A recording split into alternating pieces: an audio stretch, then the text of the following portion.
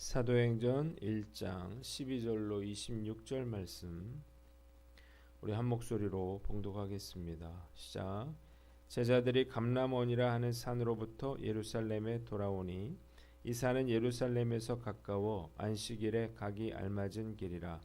들어가 그들이 유하는 다락방으로 올라가니 베드로, 요한, 야고보, 안드레와 빌립, 도마와 바돌로메, 마테와 알페오의 아들 야고보, 셀로딘 시몬, 야고보의 아들 유다가 다 거기 있어 여자들과 예수의 어머니 마리아와 예수의 아우들과 더불어 마음을 같이하여 오로지 기도에 힘쓰더라.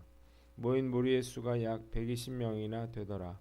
그때 베드로가 그 형제들 가운데 일어서서 이르되, 형제들아, 성령이 다윗의 입을 통하여 예수 잡는 자들의 길잡이가 된 유다를 가리켜 미리 말씀하신 성경이 응하였으니 마땅하도다. 이 사람은 본래 우리 수 가운데 참여하여 이 직무의 한 부분을 맡았던 자라. 이 사람이 불의의 싹스로 밭을 사고 후에 몸이 곤두박질하여 배가 터져 창자가 다 흘러나온지라.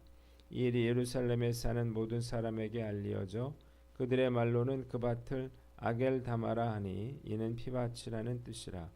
시편에 기록하였으되 그의 거처를 황폐하게 하시며 거기 거하는 자가 없게 하소서 하였고, 또 일렀으되 그의 직분을 타인이 취하게 하소서 하였도다. 이러함으로 요한의 세례로부터 우리 가운데서 올려져 가신 날까지 주 예수께서 우리 가운데 출입하실 때에 항상 우리와 함께 다니던 사람 중에 하나를 세워 우리와 더불어 예수께서 부활하심을 증언할 사람이 되게 하여야 하리라 하거늘, 그들이 두 사람을 내세우니 하나는 바사바라고도 하고 별명은 유스도라고 하는 요셉이요 하나는 마띠아라. 그들이 기도하여 이르되, 무사람의 마음을 아시는 주여, 이 두 사람 중에 누가 주님께 택하신 바 되어 봉사와 및 사도의 직무를 대신할 자인지를 보이시옵소서. 유다는 이 직무를 버리고 제 곳으로 갔나이다 하고 제비 뽑아 마띠아를 얻으니 그가 11사도의 수에 들어가니라. 아멘. 오늘은 사도행전 1장 말씀을 가지고 유다의 빈자리를 채우다 라고 하는 제목으로 묵상 나눔하도록 하겠습니다. 먼저 12절로 14절 말씀인데, 14절에 마음을 같이하여 오로지 기도에 힘쓰더라 입니다. 예수께서 승천하신 후에 그들은 주님의 말씀에 순종해서 다시 예루살렘으로 돌아왔습니다. 그들은 묵고 있던 마가의 다락방에 모였는데 11명의 사도와 예수의 어머니 마리아와 예수의 동생들을 포함해서 약 120명이 함께 마음을 같이하여 오직 기도에 힘썼다고 기록하고 있습니다. 자, 본문이 우리에게 주는 교훈이 있는데 첫 번째, 순종하라는 것입니다. 한번 따라해 봅시다. 순종하라. 자, 제자들은 예루살렘을 떠나지 말고 내게서 들은 바 아버지께서 약속하신 것을 기다리라. 4절에 이렇게 말씀하신 주님의 말씀에 순종해서 예루살렘으로 돌아왔습니다. 또한 아버지께서 약속하신 성령 세례를 받기 위해서 120명이 마가다락방에 모여서 이제 기도에 힘썼습니다. 그들이 해야 할 첫 번째 사역은 바로 주님의 말씀에 순종하는 것이었습니다. 사실 그들은 예수님은 이제 부활승천하셨고 자신들이 무엇을 해야 할지, 어디로 가야 할지 전혀 알지 못하는 상황 가운데 있었죠. 그러나 주님의 말씀에 순종할 때 성령께서 그들을 이끄시고 인도하셨습니다. 신앙생활에 있어서 가장 중요한 일이 있다면 바로 말씀대로 순종하는 거예요. 학교 다닐 때 선생님께 들었던 말이 있어요. 공부할 때 공부하고 일할 때 일하라는 거예요. 물론 예배도 있겠지만 저는 맞는 말이라는 생각이 듭니다. 반대로 공부할 때 일하려고 하고 일해야 할 때 공부하려고 하는 그런 사람들도 있습니다. 이러면 결국에는 본인도 힘들고 또 가족들도 힘든 것입니다. 공부야 원하는 대로 할 수도 있겠지만 신앙생활은 결코 이렇게 해서는 안 될 거예요. 반드시 주님께서 하라는 대로 해야 합니다. 그런데 주님께서 시키시는 대로 그렇게 순종하는 건 쉬운 일이 아니죠. 우리의 생각이 앞서기 때문이에요. 저도 늘 순종하겠다고 이렇게 말은 하지만 처음부터 제 생각을 정해놓고 마치 그것이 주님의 뜻인 것처럼 행동할 때가 참 많았구나, 그런 생각이 듭니다. 오늘 내가 해야 될 일은 무엇인가, 이 시간 우리 주님께 먼저 묻고 주님께서 우리에게 명령하신 대로 순종하려고 노력하는 저와 여러분들 되시기를 주님의 이름으로 축원합니다. 두 번째는 마음을 같이하여 기도에 힘써라 하는 거예요. 한번 따라해 봅시다. 마음을 같이하여 기도에 힘써라. 자, 오늘 본문에 보니까 이 다락방에 모인 120명의 성도들은 오직 마음을 같이하여 기도에 힘썼다, 그렇게 나와 있습니다. 예수께서 고난 받으시기 전에 제자들은 누가 크냐 이러면서 경쟁했죠. 예수님이 끌려가셨을 때에는 예수님을 배반하고 두려워 숨었던 자들이고, 또 예수님의 동생들 역시 예수님을 미쳤다고 말리던 자들이었습니다. 이런 자들이 초대교회를 태동시킨 그러한 역사의 주역이 된 것은 마음을 합한 기도로 그들이 성령을 받았기 때문입니다. 각기 상황이 다르고 형편이 달랐지만 그들은 함께 동고동락하면서 마음을 같이하여 오로지 기도에 힘썼다는 거예요. 여러분, 쉬운 일이 아니죠.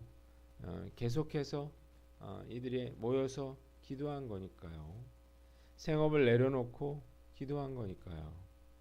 이 기도를 통해서 마가다락방에 성령이 임하시고 교회가 태동되고 땅끝까지 이르러 증인이 되는 그러한 위대한 삶을 만들어 가게 된 것입니다. 이것은 기도의 힘이 얼마나 위대한가를 보여주는데요. 기도는 갈라진 관계를 하나로 묶고 사람들을 변화시키고, 그리고 절망 중에도 낙심치 않게 만들어 줍니다. 제자들처럼 어려운 일이 있더라도 걱정하거나 낙심하고 근심하는 데 시간을 쏟을 게 아니라 우리가 마음을 합해 기도하는 데 전심을 다하시기를 바랍니다. 그래야 어려운 상황을 뚫고 막힌 것들을 뚫고 다시 앞으로 전진해 나갈 수 있습니다. 오늘 말씀 앞에서 나의 기도는 어떤가 스스로를 한번 돌아봤어요. 사역이 바쁘다 보니까 자연스럽게 기도가 형식적이 되고 습관적이 되는 것 아닌가, 그런 생각이 듭니다. 믿음의 선배들이 기도줄을 놓치지 말아야 한다 이렇게 말했는데 벌써 기도줄을 놓친 것 같다는 생각이 들어요. 고 하용조 목사님은 생전에 똥이 마려운 것처럼 기도가 마려운 사람이 되어야 한다 이렇게 말을 했습니다. 일단 똥이 마려우면 계속 그런 생각을 하게 되잖아요. 기도줄을 제대로 잡고 있으면 기도가 하고 싶어서 참을 수가 없게 된다는 거예요. 그래서 틈만 나면 기도가 하고 싶어진다는 거죠. 오늘 말씀 앞에서 나는 어떤가 한번 살펴보고 다시 시간을 내서 기도의 시간을 확보하고 기도줄을 다시 잡아서 우리 교회가 마음을 합하여 기도에 힘쓰는 기도 공동체가 되기를 주님의 이름으로 축원합니다. 두 번째 15절로 26절 말씀인데 26절을 봅니다. 제비 뽑아 마띠아를 얻으니 그가 11사도의 수에 들어가니라 그랬습니다. 이때 베드로가 일어나서 유다가 예수님을 배반하고 자살한 사건, 이것은 성령께서 다윗의 입을 빌어 미리 말씀하신 구약의 말씀이 이루어진 것이라 이렇게 무리들에게 말을 합니다. 그리고 시편 말씀을 인용하여서 늘 그들과 함께 다닌 사람들 중에 하나를 사도로 뽑아서 그들과 함께 부활의 증인으로 삼아야 한다고 말해요. 그래서 그들은 요셉과 마띠아 두 사람을 세우고 주님께 누구를 선택해서 섬기는 일과 사도의 직무를 맡기시겠는지를 보여달라고 기도한 후에 제비를 뽑아서 유다 대신에 마띠아를 사도로 세우게 됩니다. 본문이 우리에게 주는 교훈이 있는데 첫째로 말씀을 통해 하나님의 뜻을 깨달아라는 것입니다. 한번 따라해 봅시다. 말씀을 통해 하나님의 뜻을 깨달아라. 자, 가룟 유다가 예수님을 배반하고 자살한 사건은 정말 큰 충격을 제자들에게 안겨다 주었습니다.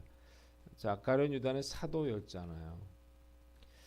자, 예수님께서 십자가에 달리시기 전에 이 일에 대해서 말씀하셨지만 그들은 이 일에 대해서 어떻게 처리해야 될지를 알지 못했습니다.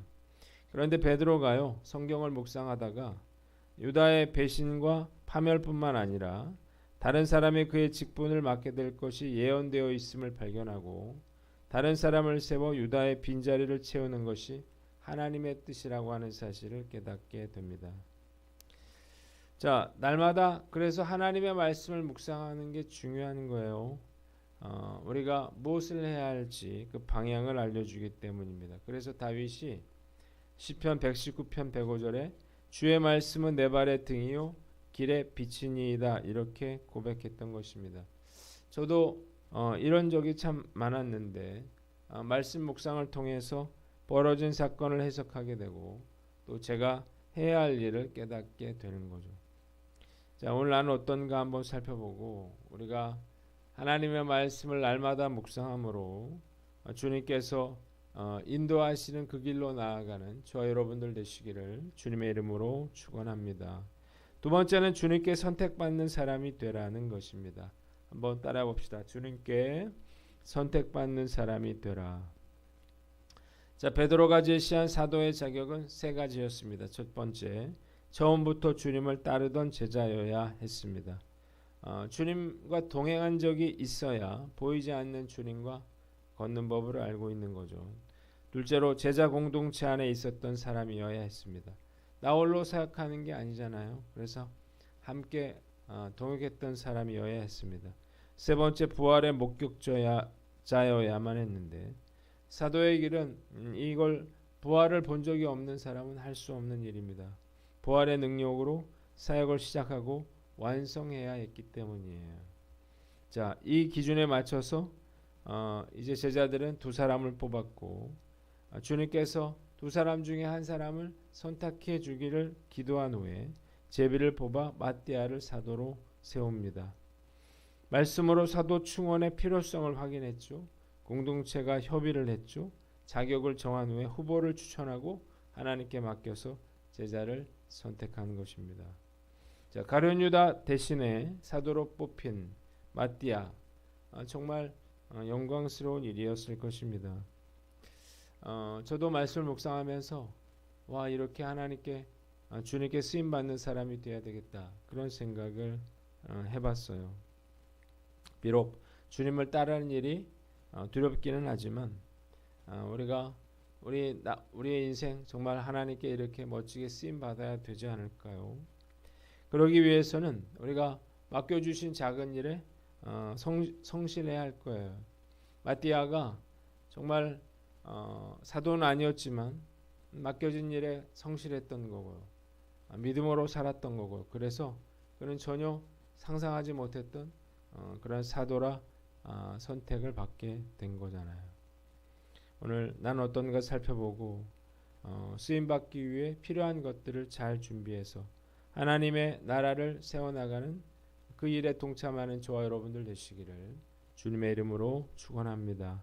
마지막으로 예수님 닮은 제자를 세워라는 거예요.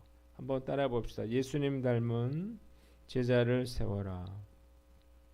예수님께서 세우신 12 제자들은 세상을 변화시켰습니다.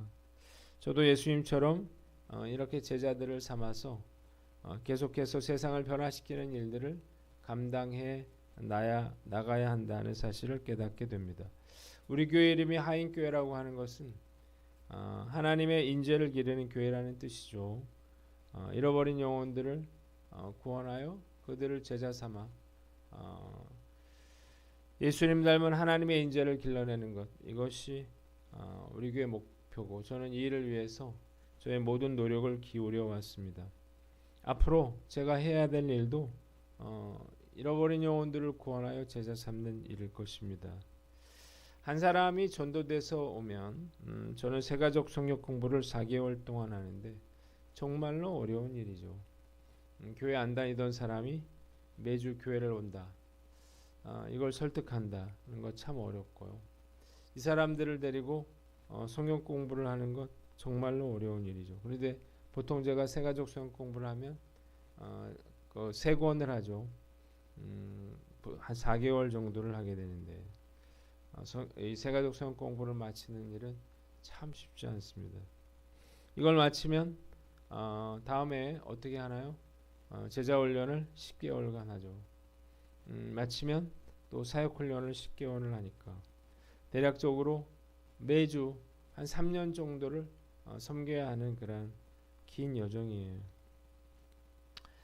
제가 코로나 3년 동안 제자 훈련을 쉬면서 확실히 알았어요. 말씀으로 세우지 않으면 결국 무너질 수밖에 없고 자기가 아는 대로 자기 소견대로 그렇게 신앙생활을 한다는 사실을 깨달았거든요.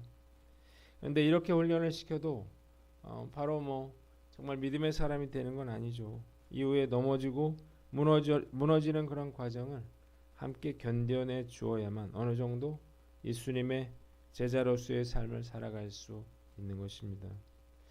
제자를 세운다고 하는 건 정말로 외롭고 또 고단한 사역이지만 목회자가 반드시 해야 될 그런 사역이라고 저는 생각합니다.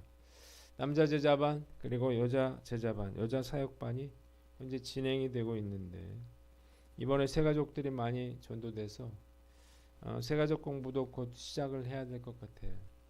언제 해야 될지 고민이 많은데 주님께서 감당할 수 있는 체력과 영역을 주셔서 예수님 닮은 제자들을 세워나가는데 최선의 노력을 기울여야겠다는 생각을 하게 됩니다.